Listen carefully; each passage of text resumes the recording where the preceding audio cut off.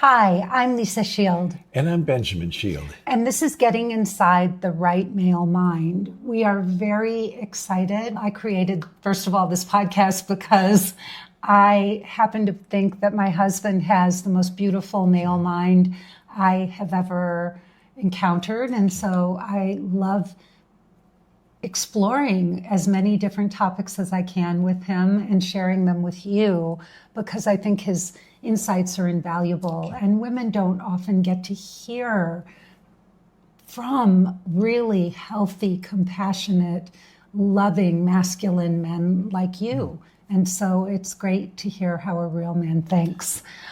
Today, we're going to be talking about conflict and is it inevitable in relationships? This is actually one of my favorite topics because it makes me really mad. And when I get mad, I know that it's a really juicy topic. Right. I have to say that I have never heard a single other expert say that not all relationships have conflict. Yeah. I'll be listening to NPR and they'll be interviewing a relationship expert and they'll say, all relationships have conflict. And I'm thinking, no, they don't. They don't have to. Who says so? Yeah, and conflict doesn't mean that there's not a difference of opinion. No. Or a difference of likes. And it's really about embracing the other person and seeing how important it is to push against it. But in the 23 years we've been together, we're different people. We have different opinions, but the two opinions are synergistic. Yeah. They add to each other. They don't detract. And we're actually so fascinated by the way each other's minds think that we enjoy having differences of opinions because it's interesting and we don't feel threatened by the fact that we don't have to agree on everything. Also, after so many years, I know what you're smart at and I know my weaknesses, your strength. So if we have a difference of opinion of something, I'll say, wow, she's probably right. Give me those Delta tickets and let me handle it. Right. I think I can do that. Right. Give me the taxi or whatever it is. Yeah. When I say I can handle something, I usually can. Yeah.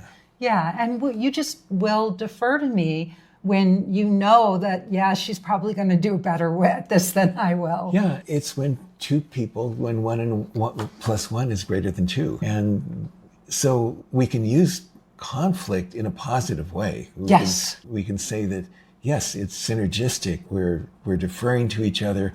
We're embracing each other.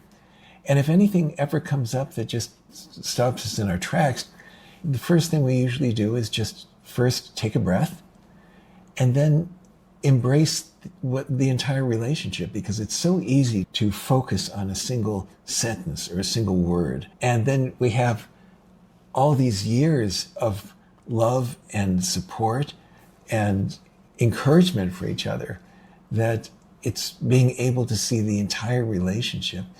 And then it's about, what are we going to say next? Are there words that are going to bring us together, or are they going to be a weapon that takes us apart? And for me and for you, we've always chosen words to bring us together. Yeah. And for me, I respect you so much that I wouldn't want to bring my lesser self to the relationship. Right. So if I were to argue with you or fight with you or be petty about something, or even put my needs in front of yours, I would feel like I would be diminishing myself, lowering myself in your eyes. And that would be the worst feeling I could possibly have. Yeah. And conflict means, to me, a separation. And so when two people have active conflict where there's animosity, there's division, there's separation, and that would break my heart. Honey, can you define what conflict means to you and how you would define it in the context of a relationship? I think it's easier for me to describe what conflict isn't, because early on, when we were dating all those years ago, I think we were both looking for the same thing. We're looking for what we now call the guardians of each other's souls, and to really see each other's soul and support that soul and that soul's journey. And when we do that, we're able to make a container so large that it can contain differences of opinion. It can contain like little moments and say, oh, and then it just disappears. I think if we've ever had conflict, we can't remember it because it just disappears. We don't hold on to it. We never go back and say, 2 years ago, you said this, or you did this, or I was disappointed with this. It just goes because we see each other's souls. Well, and I also think we don't want to hurt each other. Yeah. I think if I were to ever argue or fight with you or get jealous or whatever, that would hurt you so badly because I know in your heart of hearts, all you want to do is make me happy. Yeah, that's true. So it would hurt you so much to think that I didn't see you or value everything that you do and bring to the relationship. Yeah.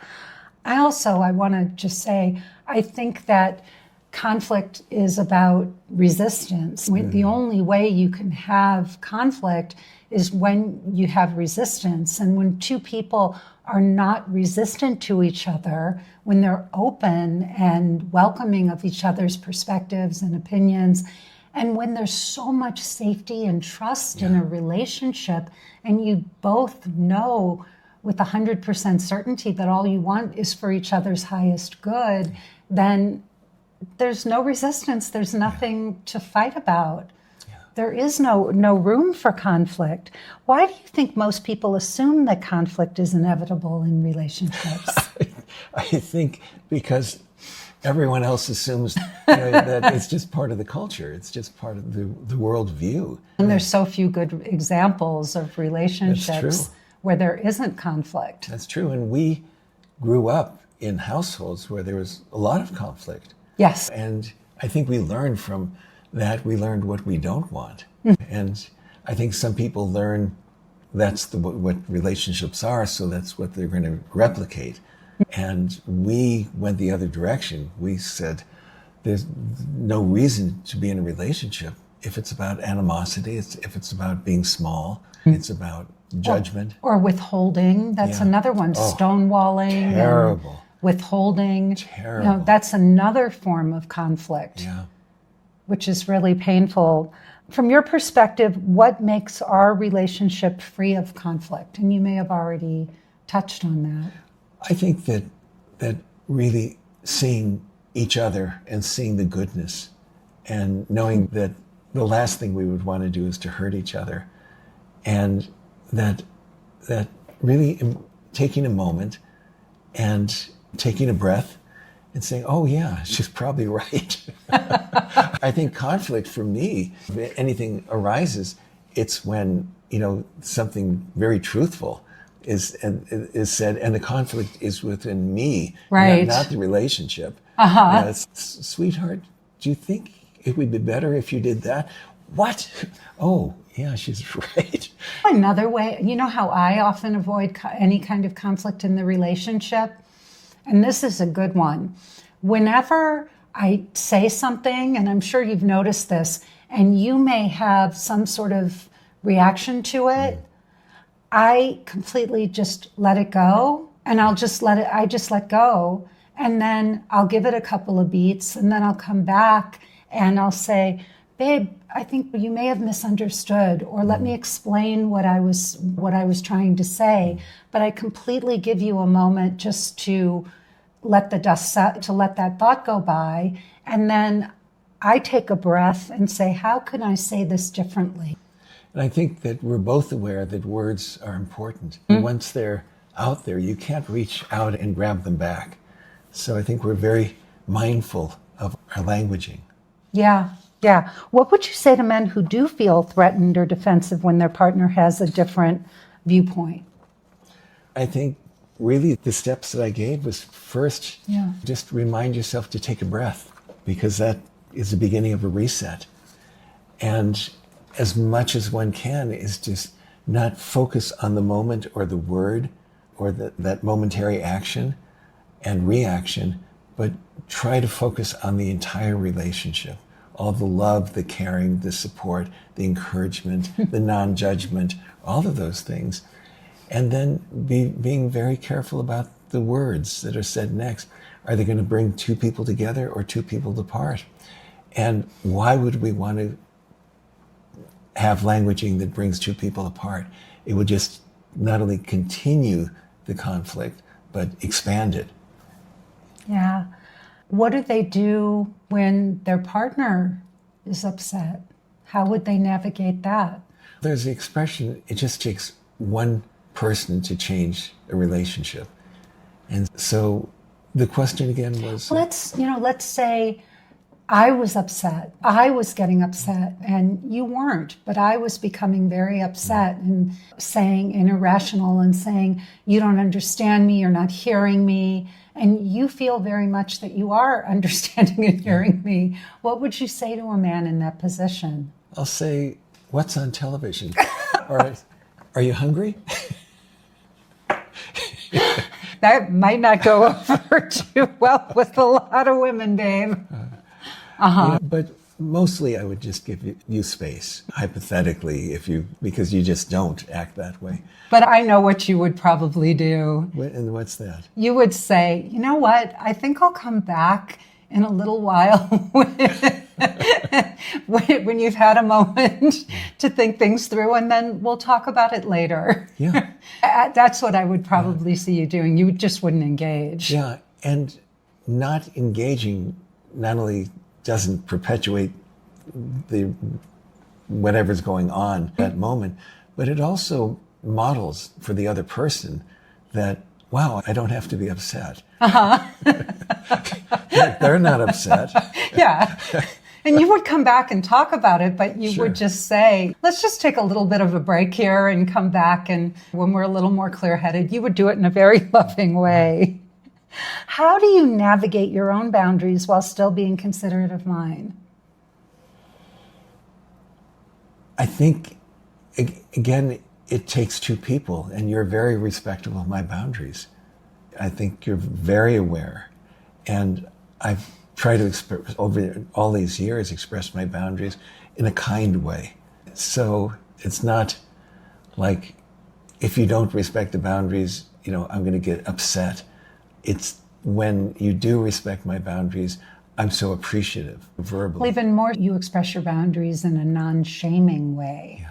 You never shame me. Yeah. And that's a gift. Yeah. That's really a gift. What advice would you give to men who struggle to communicate their boundaries in a constructive way? Again, thinking about the words, are they going to be bringing two people closer together, which they can, or are they going to be a weapon that split two people apart? So thinking about the language is really important, and thinking about kindness. Yeah. I'm just telling you, ladies, look for a kind man, not a nice man, but a kind man. It'll go a long way in a relationship. That to be with a man who has deep kindness. Yeah. And just playing on something that you said, a nice man often doesn't have boundaries. But deep down, he does. And he carries resentments. Yeah, he just is just a nice people pleaser. But so when kindness comes from choice. Kindness comes from strength. Honey, you're going to this one. What does making the container bigger mean to you? And how do you apply that in our relationship? It means that everyone has idiosyncrasies. Everyone has a way of looking at the world, of doing things that two people can't be alike. If we make the container small enough that all these behaviors or words or actions that fall outside the container as abnormal, they're irritating. But if we just say, oh, yeah, like for me, you make the container big enough because at the end of the day, sometimes I just need to be at the kitchen sink, staring out the window and eating grapes or something like that. You take a step in the kitchen and you do a 180. You create that container for me, that I feel safe, that I could feel what I'm feeling. I don't have to explain myself. And I try to do the same for you. And I almost never ask you to explain yourself. Yeah. I pretty much know your moods, and I also know that you will share the things that you feel are necessary to share with me. Yeah. But I do respect your space and your right just to go through your own emotions and not take them personally. Yeah. That was one of the gifts I wanted to give you in our relationship, because I know a lot of women are hypersensitive. Oh, that's huge. I tell people that when they ask what the secret of our relationship is, one of the first things I say is that Lisa doesn't take things personally, because I've been in relationships where it's like a little crack of the diamond, and that crack just begins to expand and expand. And so what started as something small over 3 days of not talking or animosity. Yeah. So the fact that you don't take things personally, things just disappear. We don't even remember things. No. We don't remember anything these days. What's your thought process when I want to discuss something that you're not in the mood to talk about? Just say that, can we talk about this later? That's like, I grew up in a household where there was a lot of chaos at mealtime. So much so that for years I ate in my bedroom because I just couldn't take the chaos and the bickering that over meals. So it made me hypersensitive. So talking about politics or the downside of AI or all of these things that I just can't handle during mealtime. So I'll just say, can we talk about this later? Yes. Yeah. How do you think other couples can cultivate a mindset of seeking the highest good for their relationship so that they can learn not have conflict? Because I think that's one of the things that we do. We tend to default to what's best for the relationship and what's best for our partner. And if what you need is greater than what I need in that moment, then I will always defer to you. Yeah. And I think you can tell when something is deeply important to me and you'll defer to me. Yeah. How do couples do that? First, it's a choice. That's the top of the list. It's a choice. And sometimes one person could change two people. It's not, I'm going to be magnanimous, but she's not. And so why should I be? And then it just perpetuates. But if one person is magnanimous or really takes the other person into consideration, deep consideration, then it models the other person. There's a trust and safety that gets developed that both people could really be givers and not feel like they're giving themselves up. And it has to be reciprocal. Yeah. So if you shift things on your end and you are being magnanimous and you are putting the highest good of the relationship above all else, and that's not being reciprocated, then there may be a need to look at the relationship itself and ask, is this a relationship I feel that I can grow in? Yeah, I think so many people deep down feel that their relationships aren't nourishing, but they're toxic.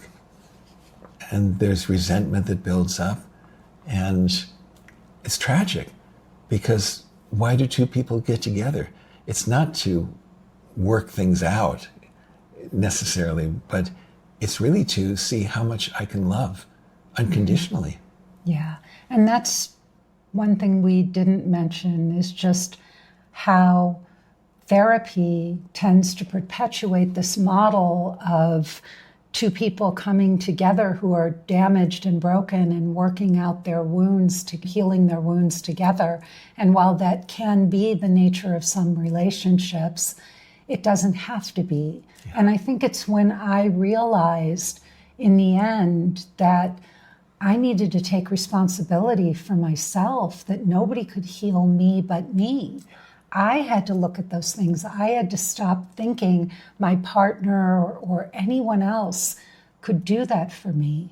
And when I took responsibility for that, I saw that not only did I not want to put that on someone else, nobody else could do it for me, and I didn't want to take responsibility for someone else.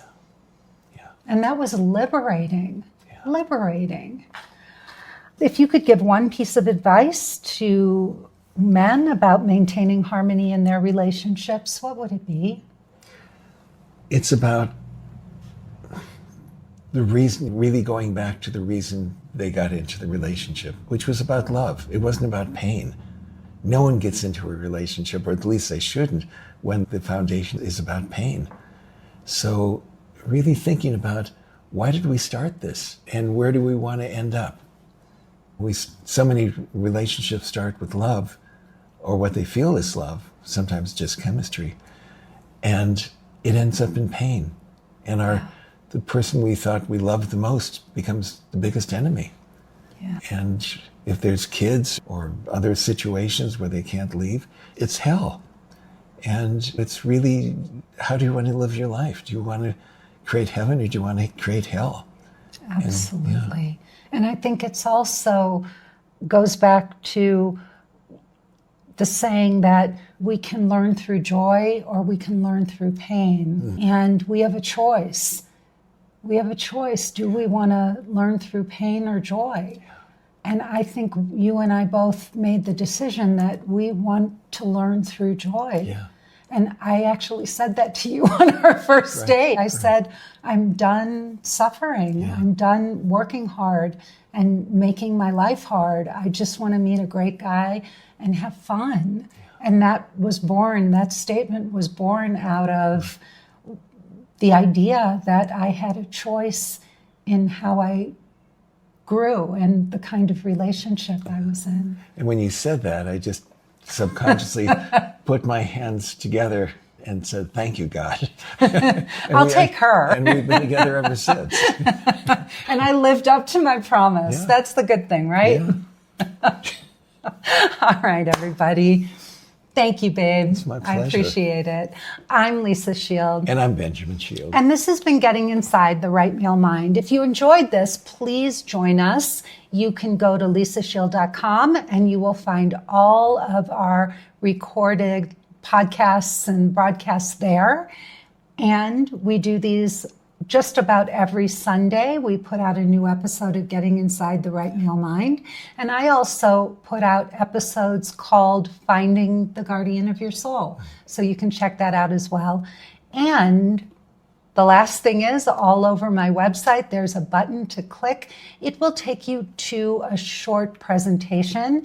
If you watch that presentation and want to book a call with a member of my team to talk about working with us and finding the guardian of your soul, then please sign up for a call. And your website is lisashield.com. Yes, it is. Thank you for that. All right, everybody, enjoy the rest of your day. And please tell everyone you know, your brothers, sisters, fathers, mothers, aunts, uncles, your girlfriends, your guy friends, your colleagues, whoever you can think of about this podcast, because we are talking about things in a way that few people do, and more people should. So thank you again, and we will see you next time. Bye. Bye-bye.